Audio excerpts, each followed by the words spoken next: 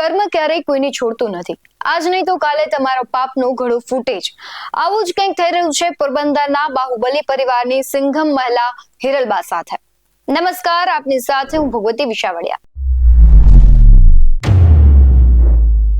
પોરબંદર નામ પડતા જ જાડેજા પરિવારનું વર્ચસ્વ આંખ સમક્ષ તરી આવે, કારણ કે બાહુબલી પરિવારના મર્દ જ નહીં પણ મહિલાઓ પણ એટલી જ ખતરનાક છે। સંતોકબેન સરવણભાઈ જાડેજા, જેમનું નામ માત્રથી જ લોકો નહીં પણ અધિકારીઓ અને નેતાઓ પણ ફફડી ઉઠતા। પોરબંદરના ઇતિહાસમાં એક બાજુ ગાંધીજી તો બીજી બાજુ બાહુબલી જાડેજા પરિવાર છે। આજે આ પરિવારના બહુચર્ચિત મહિલા હિરલબા જાડેજાની વાત કરવી છે। છેલ્લા કેટલાય સમયથી ગાંધીનું અને સુદામાનું પોરબંદર વિવાદના લીધે ચર્ચાનો વિષય બન્યું, કારણ કે ઇઝરાયલમાં રહેતી અને મેર સમાજની એક મહિલાએ સોશિયલ મીડિયા પર વિડીયો શેર કરી હિરલબા જાડેજાના પરિવાર પર પોતાના દીકરા, પતિ અને પિતાને પોતાના સૂરજ મહેલમાં ગોંદે રાખ્યાનો આરોપ લગાવ્યો છે। ત્યારબાદ લીલુબેન નામની મહિલા, જેમણે આક્ષેપ કર્યો હતો, તેમણે અને હિરલબાનો એક પૈસા ઉઘરાણી અંગેનો ઓડિયો પણ વાયરલ થયો। પણ વાત આટલે નથી અટકતી। વિડીયો વાયરલ થયા બાદ આક્ષેપ હિરલબા પર લાગતા પોલીસ પ્રશાસન સફાળે જાગ્યું અને તપાસ પણ શરૂ કરી।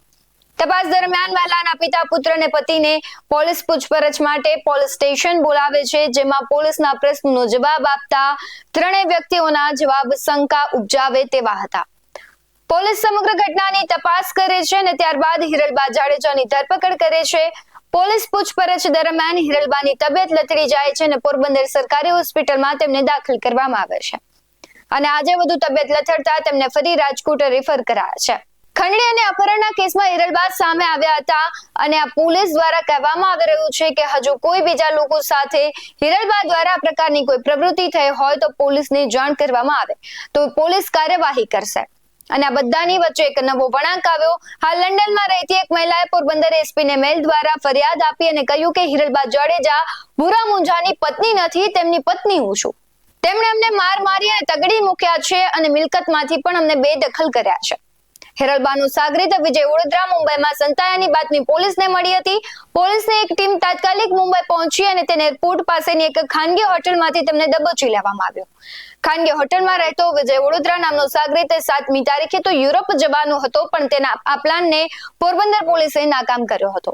એ મહિલાનો અવાજ કદાચ અનેક લોકોની વ્યથા હોઈ શકે છે।